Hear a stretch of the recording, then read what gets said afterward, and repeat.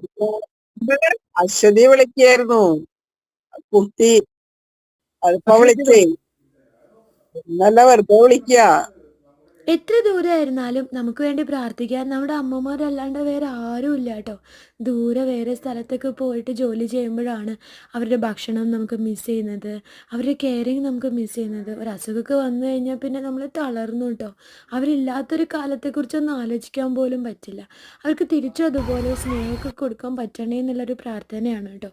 അങ്ങനെ ഡ്രസ്സൊക്കെ വാങ്ങിച്ചിട്ട് നമ്മൾ താഴെ ഇറങ്ങി. അപ്പോൾ എനിക്ക് ഇഷ്ടപ്പെട്ട കളറിലുള്ള സ്കൂട്ടി കണ്ടു കേട്ടോ. പിന്നെ ഇതിൻ്റെ യെല്ലോ കളറും എനിക്ക് നല്ല ഇഷ്ടമാണ്. ഇതാണ് നമ്മൾ സ്ഥിരമായിട്ട് പച്ചക്കറി വാങ്ങിക്കുന്ന ഒരു കടയാണ് ഇവിടെ ഉള്ളത് കേട്ടോ, രാമയ്യ സിറ്റിയിൽ. ഇവിടുന്ന് ഉണ്ണിത്തണ്ടൊക്കെ കണ്ടു കേട്ടോ. അപ്പോൾ അത് 20 രൂപയാണ് ഒരു ഒരു പീസിന്. അപ്പോൾ അത് വാങ്ങിച്ചു കേട്ടോ. നമുക്ക് വൻപയറൊക്കെ ഇട്ടിട്ട് ഉപ്പേരി പോലെയൊക്കെ ഉണ്ടാക്കാം. പിന്നെ പഴങ്ങളൊക്കെ ഉണ്ടായിരുന്നു, വിഷമടിച്ച പോലെയൊക്കെ ഉണ്ട് കേട്ടോ. അതൊന്നും വാങ്ങിച്ചില്ല. പിന്നെ